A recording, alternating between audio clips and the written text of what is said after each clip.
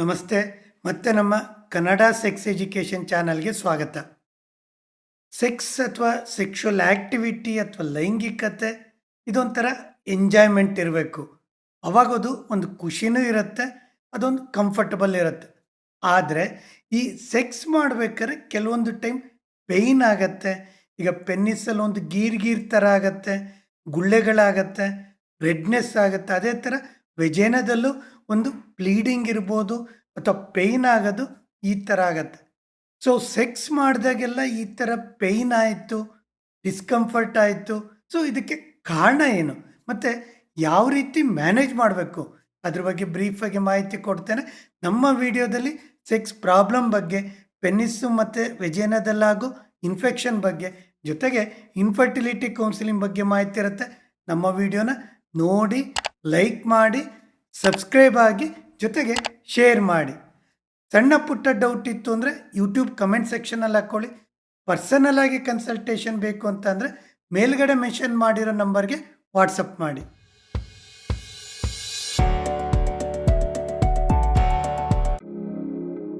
Normally ಈಗ sex ಅಂದರೆ ಒಂದು 3 ಪಾರ್ಟ್ ಮಾಡ್ತೀವಿ. ಒಂದು ಫೋರ್ ಪ್ಲೇ, ರೊಮ್ಯಾನ್ಸ್ ಮಾಡೋವಂಥದ್ದು, ಟಚ್ಚು, ಕಿಸ್ಸು, ಕೇರು, ಒಂದು ಡ್ರೆಸ್ ರಿಮೂವ್ ಮಾಡೋದು. ಪ್ಲೇ ಅಂದರೆ ಒಂದು ಇಂಟರ್ ಕೋರ್ಸ್, ಸಂಭೋಗ ಅಂತ ಹೇಳ್ತೀವಿ. ಸಂಭೋಗ ಆದಮೇಲೆ ಆಫ್ಟರ್ ಪ್ಲೇ, ಒಂದು ಕಮ್ಯುನಿಕೇಷನ್ ಅಥವಾ ಕೇರಿಂಗ್ ಮಾಡೋವಂಥದ್ದು. ಯಾವಾಗ ಫೋರ್ ಪ್ಲೇ ಕಡಿಮೆ ಆಗುತ್ತೆ, ಒಂದು ರೊಮ್ಯಾನ್ಸ್ ಕಡಿಮೆ ಆಗುತ್ತೆ, ಲ್ಯೂಬ್ರಿಕೇಟಿಂಗ್ ಫ್ಲೂಯಿಡ್ ಇರೋದಿಲ್ಲ, ವೆಜೇನ ಡ್ರೈ ಇರುತ್ತೆ, ಕಾಮನ್ ಆಗಿ ಅವಾಗ ಮೆನ್ನು ಮತ್ತು ವುಮನ್ನಲ್ಲಿ ಪೇಯ್ನು, ಡಿಸ್ಕಂಫರ್ಟ್ ಆಗುತ್ತೆ. ಅದು ಬಿಟ್ಟು ಮೆನ್ನಲ್ಲಿ ಯೂಶ್ವಲಿ ಒಂದು ಯೂರಿನರಿ ಟ್ರ್ಯಾಕ್ಟ್ ಇನ್ಫೆಕ್ಷನ್ ಆಯಿತು, STD ಅಂತ ಹೇಳ್ತೀವಿ, ಸೆಕ್ಷುಲಿ ಟ್ರಾನ್ಸ್ಮಿಟೆಡ್ ಡಿಸೀಸಸ್ ಇತ್ತು, ಸಿಫಿಲಿಸ್ ಅಥವಾ ಗೊನೇರಿಯಾ ಈ ಥರ ಇದ್ದಾಗ, ಅಥವಾ ಎನಿ ಬ್ಯಾಕ್ಟೀರಿಯಲ್ ಇನ್ಫೆಕ್ಷನ್, ಬಲನೈಟಿಸ್ ಅಂತ ಹೇಳ್ತೀವಿ, ಈ ಥರ ಇದ್ದಾಗೂ ಪೇನ್ ಆಗುತ್ತೆ. ಮತ್ತು ವೆರಿ ಇಂಪಾರ್ಟೆಂಟ್ ಅಂದರೆ ಪ್ರೊಫ್ಯೂಸ್ ಸ್ಕಿನ್ ತುಂಬ ಟೈಟ್ ಇದ್ದಾಗ, ಅಥವಾ ಫ್ರೆನ್ಯುಲಮ್ ಏನಾದರೂ ತುಂಬ ಅಟ್ಯಾಚ್ ಆಯಿತು, ಇಂಟರ್ ಕೋರ್ಸ್ ಮಾಡ್ಬೇಕಾದ್ರೆ ಅದು ತುಂಬ ಪೇಯ್ನು, ಡಿಸ್ಕಂಫರ್ಟ್ ಇರುತ್ತೆ. ಇದಲ್ಲದೆ ಕರ್ವ್ಡ್ ಪೆನ್ನಿಸ್ ಅಥವಾ ಪೆರೋನಿಸ್ ಡಿಸೀಸ್ ಅಂತ ಹೇಳ್ತೀವಿ. ಜೊತೆಗೆ ಪೊಸಿಷನ್ ವ್ಯತ್ಯಾಸ ಆದಾಗೂ ಸಹ ಪೇಯ್ನ್ ಇರುತ್ತೆ. ಇವೆಲ್ಲ ಒಂದು ಫಿಸಿಕಲ್ ಕಾರಣದಿಂದ ಬರುವಂಥದ್ದು ಮೆನ್ನಲ್ಲಿ.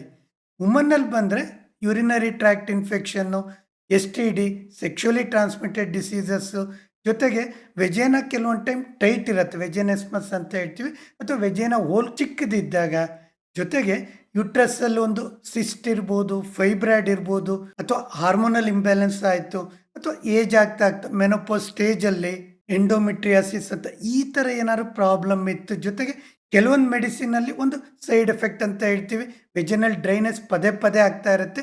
ಇವೆಲ್ಲ ಕಾರಣದಿಂದ ವುಮನ್ನಲ್ಲಿ ಫಿಸಿಕಲಿ ಒಂದು ಸೆಕ್ಸಲ್ಲಿ ಪೇಯ್ನ್ ಆಗ್ತಾ ಇರುತ್ತೆ. ಸೈಕಲಾಜಿಕಲಿ ಬಂದರೆ ಒಂದು ಆಂಗ್ಸೈಟಿ ಅಥವಾ ಡಿಪ್ರೆಷನ್ ಈ ಥರ ಪ್ರಾಬ್ಲಮ್ ಇತ್ತು, ಅಥವಾ ರಿಲೇಷನ್ಶಿಪ್ ಇಶ್ಯೂಸ್, ಇಬ್ಬರಲ್ಲೂ ಅಡ್ಜಸ್ಟ್ಮೆಂಟ್ ಇರಲಿಲ್ಲ, ಅಥವಾ ಲೈಕು ಡಿಸ್ಲೈಕು ಪ್ರಾಪರಾಗಿರಲಿಲ್ಲ, ಅಥವಾ ಕಮ್ಯುನಿಕೇಷನ್ ಪ್ರಾಪರಾಗಿರಲಿಲ್ಲ.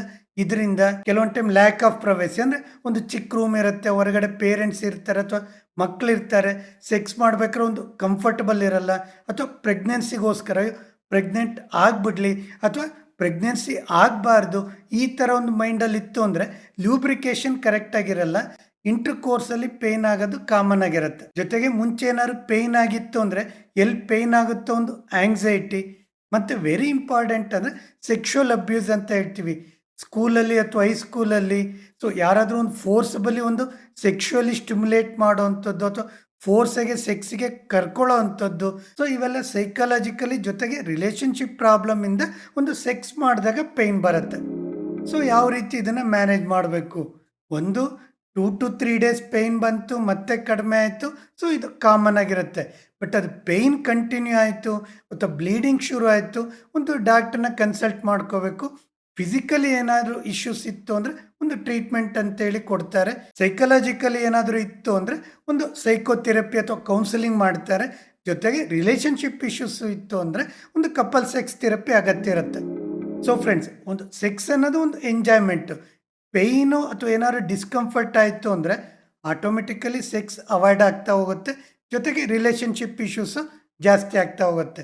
ಯಾವಾಗ ಪೇಯ್ನ್ ಪದೇ ಪದೇ ಬರ್ತಿತ್ತು, ಒಂದು ಡಾಕ್ಟರ್ನ ಕನ್ಸಲ್ಟ್ ಮಾಡೋದು ಒಳ್ಳೆಯದು. ಇದು ಇವತ್ತಿನ ನಮ್ಮ ವಿಡಿಯೋ. ಇಲ್ಲಿ ತನಕ ನಮ್ಮ ವಿಡಿಯೋ ನೋಡಿದ್ದಕ್ಕೆ ತುಂಬ ವಂದನೆಗಳು.